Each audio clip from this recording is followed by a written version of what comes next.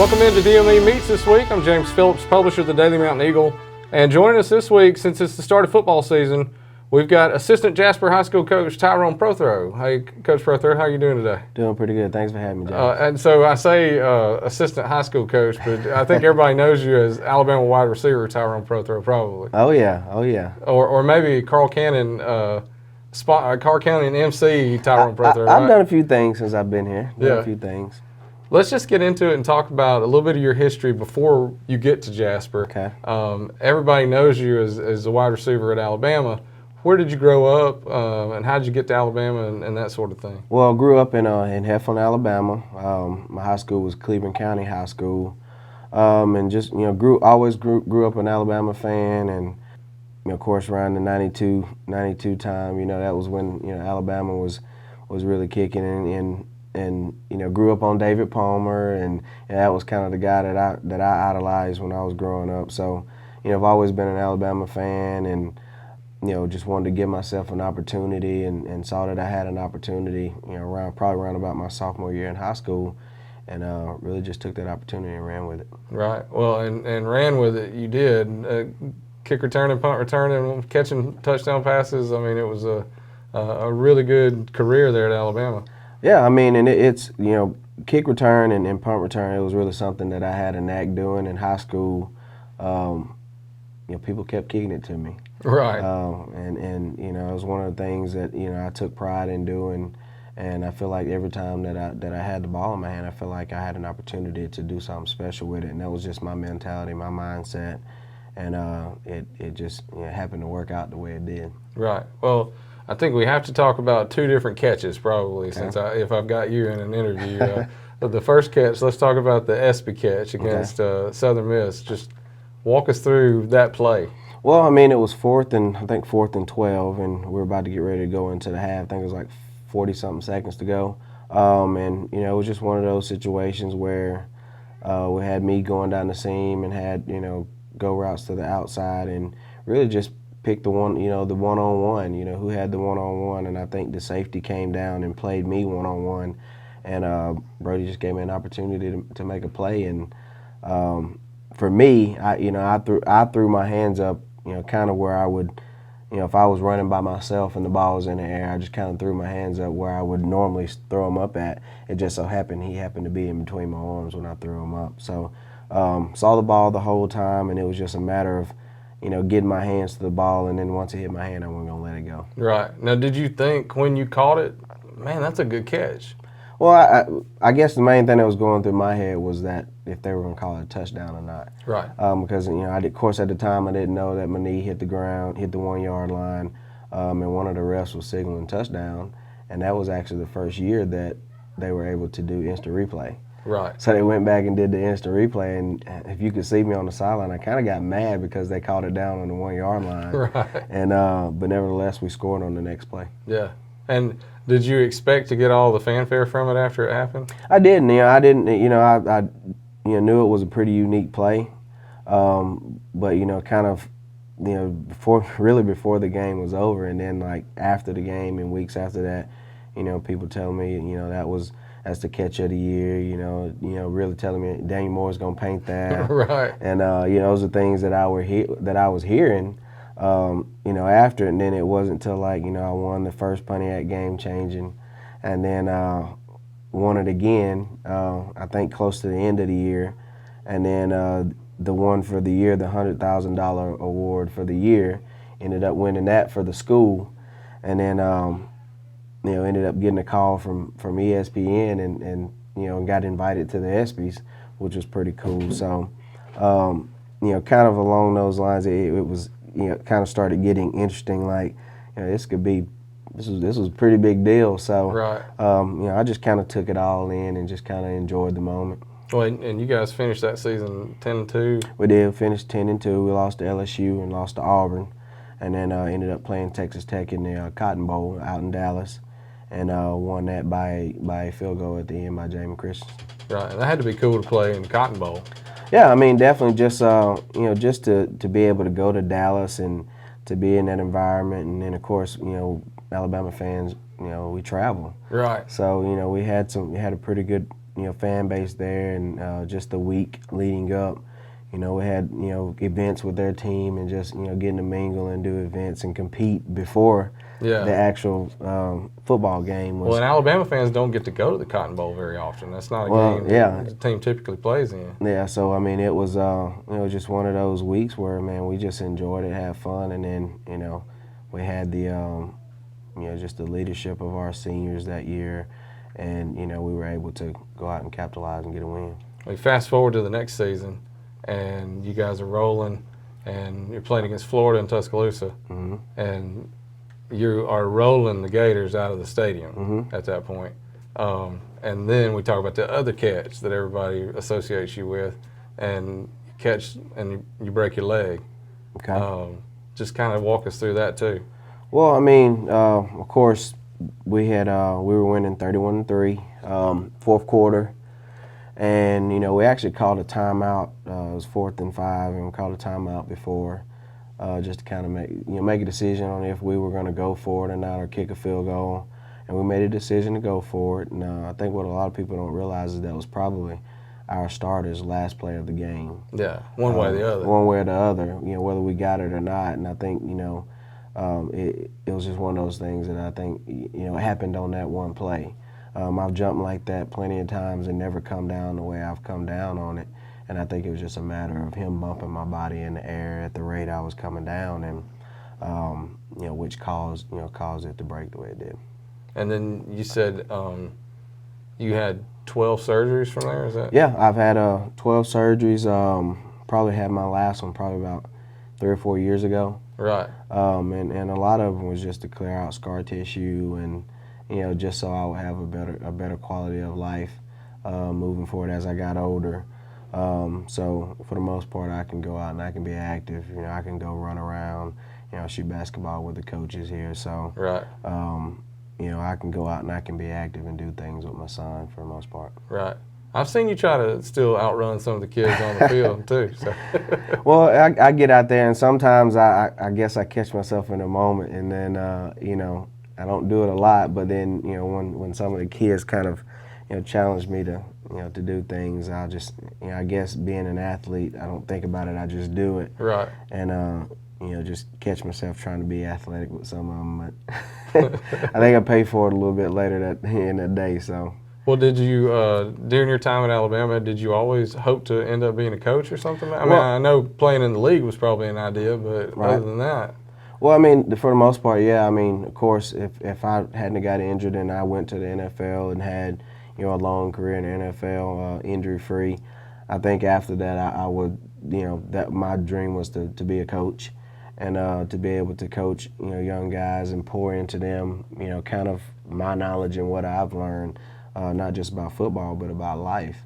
It just so happened my career was cut short, and so coaching was, really the next thing that I wanted to do. And there was, a time period where I was, trying to get into the coaching and trying to, get back on at the university, and things just didn't work out the way way I wanted to, and I ended up, having to provide for myself, for my family, so I had to get jobs. Right. In between. So I've kind of done a lot of things.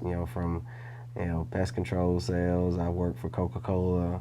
I've worked at Regions Bank, which was my first job. So, just kind of done some things. In between the time leading up until, when I went to Spanish Fort and started my coaching career at Spanish Fort. Well, I know you were at Spanish Fort for a year, and then. You came to Jasper last season. Mm-hmm. What got you to Jasper? Like, was there a connection here? Well, me and Jonathan Jordan, he was manager at Alabama when I was there. So I've always known him, and like I said earlier, I was just kind of down there without my family, and really didn't want to go another year without having my family down there with me. And Jonathan knew I was down there, by myself, and so he. Approached me with an opportunity to, get back closer to this way, and at least, put me back in, the same household with my family. So, right. I thought that was I think I made the decision, based off of me wanting to be back with my family, and it's been, been a great decision for me so far. Did you know much about Jasper coming in? I didn't. I've heard about Jasper. I never really knew about Jasper until I got here. So. Right. Yeah. Well, you come in, you join a brand new coaching staff. Didn't know any of these guys. How long did it take to kind of build that relationship and all the coaches get together? And what's your thoughts on Coach Moore too? Well, I mean, when I first got here, and then really, I guess, getting to know him, and then the first we found out we do coaches staff basketball, and then just being in there and seeing how competitive each coach was. I mean, you get on the team, you want to win, Right. And just seeing how competitive we were against each other. So it was just kind of, we started building that bond and just being around them, and then being around them doing stuff outside of football to where, things where our families can come and stuff like that, and our wives can get together.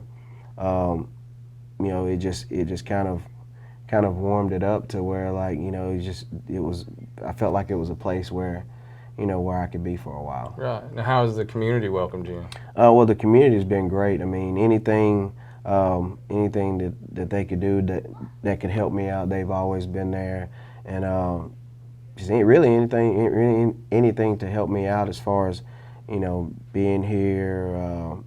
If I need to do a signing somewhere, or just doing some advertisement for for a couple of businesses, and really anything they could do to just kind of keep me here. Right. And it's always great to to feel like you're wanted somewhere. So. Right.